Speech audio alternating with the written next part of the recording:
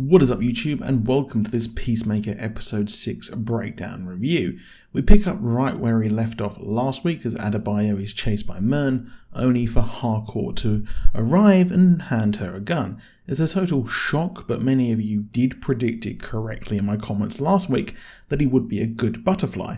It turns out that the butterflies did arrive on Earth as their planet was dying. Hilariously, the one in the Senator was the leader, because they have female genitalia.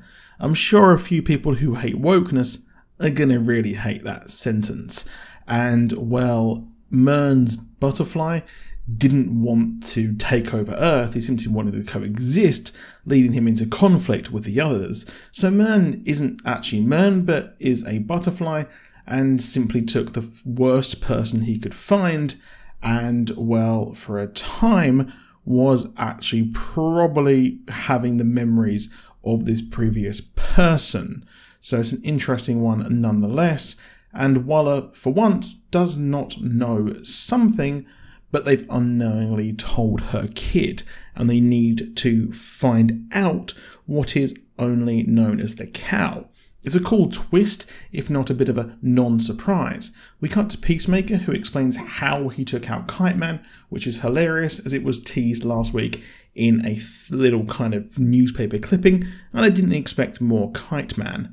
Now, a kid points out that Kite Man was going to crash anyway with what he was holding, and it's hilarious how, well, Kite Man is a bit of a dolt anyway.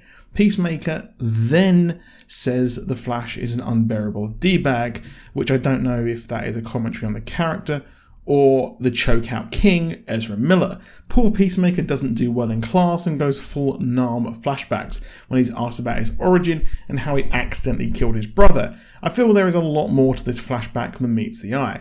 I also liked how moistly was the word of the day. I bet that was Chris, as he calls his eagle, eagerly. And he mentions who Wonder Woman was into him. I seriously doubt it, as the White Dragon is released and goes turbo racist for, well, no reason, but he's racist, so there is a good reason there.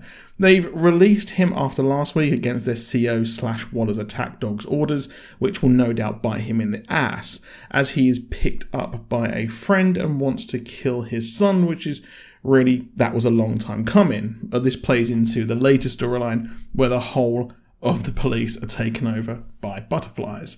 We then get some bonding time with Eagly, and we know just how important that the butterfly he has in captivity is, as it's the leader and was just a ticking time bomb towards the end of the episode. Adebayo questions Harcourt about how she can trust Myrn, which, to be honest, I would personally never trust him, and Ecomonos doesn't want to hear this, which is pretty funny. He's no doubt on Waller's shit list since the Suicide Squad, and he seems like a petty person as the police head to take out Peacemaker, but luckily Vigilante turned up and Goth's Butterflies puts a peace symbol, which I bet is just a ruse, and as I was right, because, well, they don't want peace.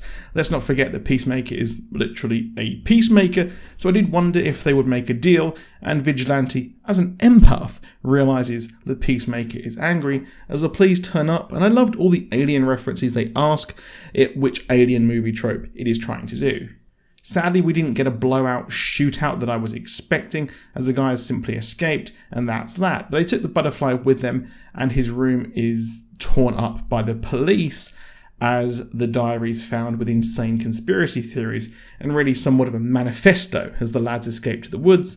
But in a shocking turn of events, well, one of the detectives gets taken out by a butterfly and chased by the detectives in the woods and the cops, with Vigilante and Eagly taking them out, which was hilarious and equally savage.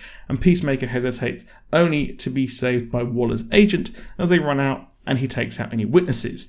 In a post-credit scene, it does show him trying to be sad as well at the end, which was pretty funny. I do wonder when Peacemaker will get his mojo back, and the detective has survived, giving the butterflies a powerful enemy against the squad, and hilariously, Vigilante throws out the secure phone of Peacemaker's with super cute eagerly photos, and Chris has no idea what the cloud is, because he was in prison while that started. They discuss Peacemaker losing his mojo too, and Stella is going to need to get her groove back because of based on the end of this episode. And I love how Adrian's password is something to do with Peacemaker, as the detectives investigate the fallout, the failed takedown and capture, but Locke gives a stupid description, which is the Hamburglar. That was a neat trick. They could have put someone from the comics in there. And again, I'm a bit disappointed there aren't too many Easter eggs from the comics. Now, the detective has turned into the robotic butterfly hosts, and of course she knows what really happened and is going to get more hosts to help, as the fake diary is given to Locke, who can easily hide it. As Myrn asks about the diary, the same one Adebayo has planted, and Chris even denies the diary. And finally, like Chekhov's gun, it plays off at the end. Now, it's an interesting one here. Now, luckily, Ecomonos has found where the amber stuff is coming from, as a detective uses the alien language on a computer, well, Goth's butterfly does, and accesses the memories of Sophie and trying to blend in, which was pretty funny. But luckily, Myrn knows that the place where Ecomonos found will be dug out to find and get the amber fluid, but Peacemaker and Vigilante are not on the same page as everyone else, with the target next week being that place, and, you know, also Peacemaker surviving the attack from his dad and the other people who are butterflies. Now, Peacemaker's dad does prepare, finally putting on the suit, surrounded by the worst racists, and goes to get his son and take him out. And the detective / butterfly goes full mask off, taking the prisoners, including Locke and some of the White Dragon's team. So we have three factions: the racists, Butterfly Police, and Waller's team she has set up, and Adebayo and her partner discuss going back to Gotham, finally a DC Easter egg, and Peacemaker gets his dove finally, but the dove of peace was just a thing for him to procrastinate and an excuse not to kill people because he doesn't want to, but Hardcore says you're going to need to right now, as the fake diary has been found and is being used as a press conference. Overall, I really like this episode. Real fun episode. I do feel like it's slowing down a bit, and I would like some more connections to the comics, please.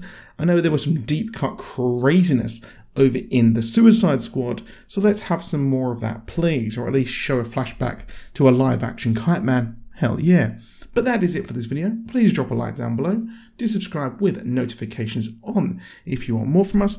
I will see you soon. I will probably be doing a Moonfall video this weekend at either Saturday or Sunday if I get a chance to see it. But I hope you stay safe. Let me know what you think down in the comments below about this show. And I will see you soon, and goodbye. Have a great day.